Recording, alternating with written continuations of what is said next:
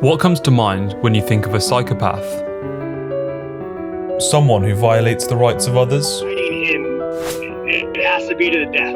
No, you have to go in there like, one of us are gonna die. Inability to distinguish between right and wrong. You like you're a good father, I hate you, you know, screw you and your great life. I'm gonna orphan your kids.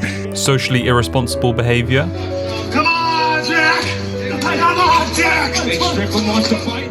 Manipulating and hurting others. These are but a few of the traits that are attributed to the term psychopath.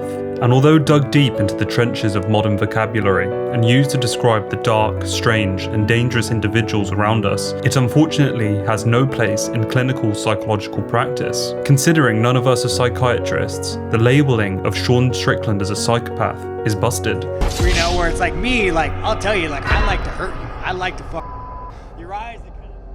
What this video will do, however, is attempt to understand the psychology of Sean.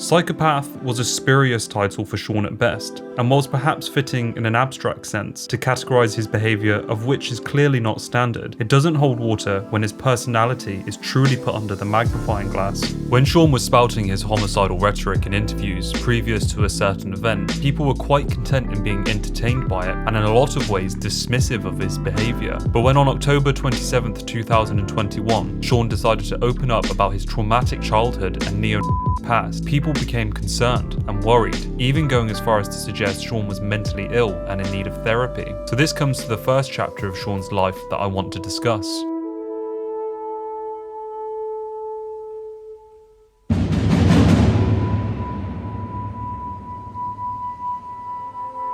I actually went through like this weird like neo-Nazi white supremacist phase when I was younger. I got kicked out of school for like hate crime, like all this crazy shit. But I was just like, I was so angry, and I had a lot of fucked up influences in my life that it felt so good to fucking hate something, you know. Like I would walk down the street, you know, just with a knife or like a rock, hoping to kill somebody. Who do you hate, Danny? I hate anyone that isn't white Protestant. Why? They're a burden to the advancement of the white race.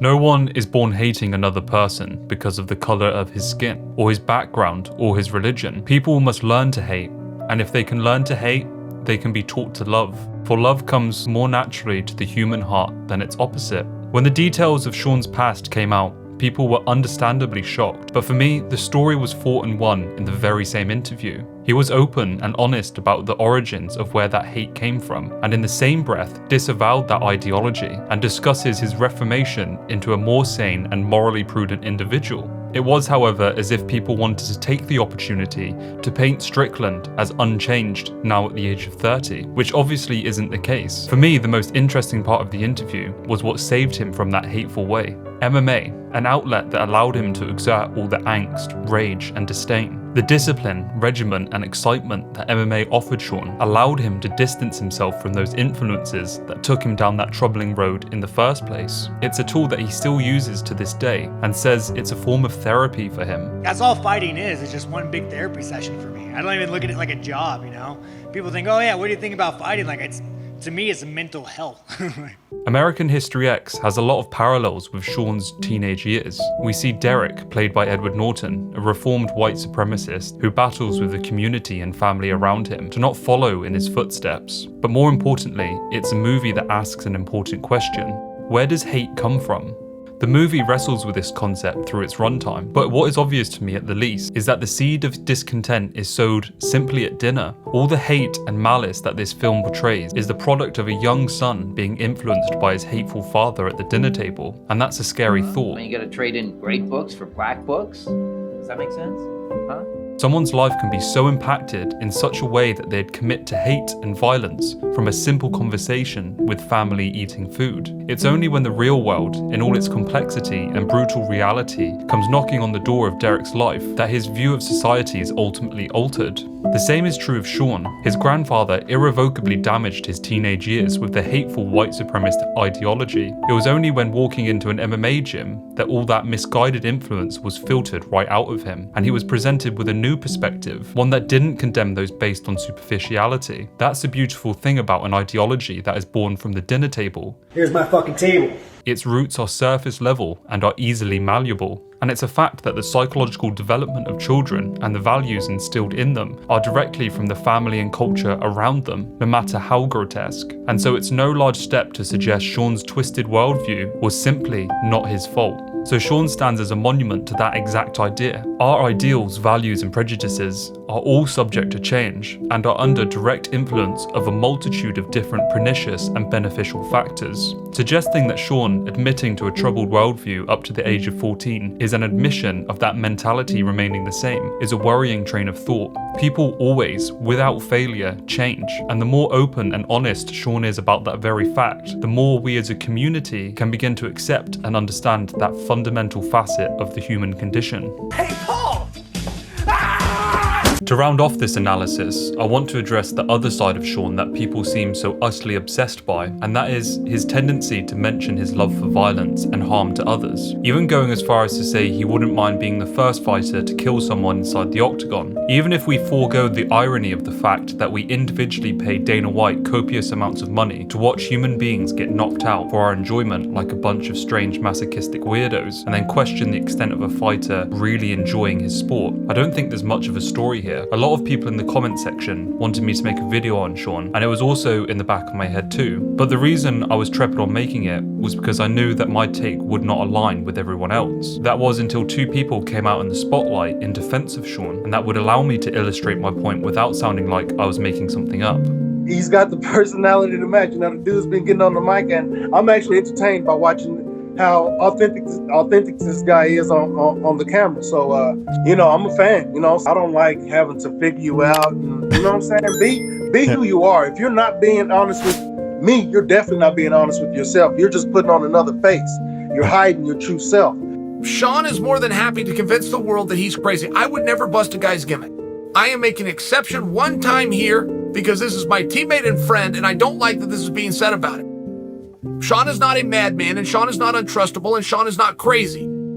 Sean has seen an opportunity jumping in that into the pool. I just fear that he's playing the character so well that you are going to have promoters that look left and right and go, can I put this guy on top of a bill? Chael, who had known Sean for a meaningful period of time, is incredibly honest, more honest than a lot of fighters, and always says what he wants and isn't concerned about the backlash. He does what he wants with a disregard of what people think about him. Case in point, he was kicked out of his longtime gym because he kept on screaming during his sparring sessions. People like to comment on how strange and weird this is, but I'm sure there are a lot of fighters out there who wish they could do the same, but are concerned about what they might be thought of in their own gym. This is not the case with Sean, which also ties in with the fact that Sean just gasoline guns off his thoughts during interviews. He will talk about being a neo-Nazi and not hesitate to consider how people will take that. That doesn't mean he can't have a laugh and be facetious or morbid. Although Sean Strickland wants to murder someone is a fantastic headline, did anyone want to consider the fact that he was smiling when he said it? After that, all the headlines and the news outlets and the social media rampage was so huge, people flooding to Twitter to talk about what a psycho Sean was and how mentally ill he was. If you think for one moment a light bulb didn't go off in his head about the marketability of this, then I don't know what to tell you. All of this is simply backed up by Chael. There obviously isn't smoke without fire, however, and I think Sean isn't afraid of being a monster. He isn't scared to accept the darkest parts of himself. We can only hope to imagine what his childhood was like, and whilst it is an excuse, it does allow us to at least empathise with his less than conventional personality. I think it also simply stands as a testament to the general lack of courage in modern society to be ourselves. Sean isn't a homicidal, bloodthirsty demon that prowls the streets of Manhattan intent on the execution of innocent beings. He is simply and undeniably just being honest. Honest with his thoughts, his humour and opinions. He doesn't censor himself for the sake of what other people think of him. That's what the film American Psycho represents, the conformity and superficiality of a society that is more concerned with shallowness and fitting in than questioning what it means to be an individual. Vanity has obscured our judgments on who people really are, masking personality and then dressing it up in the latest piece of designer clothing, all to fit in.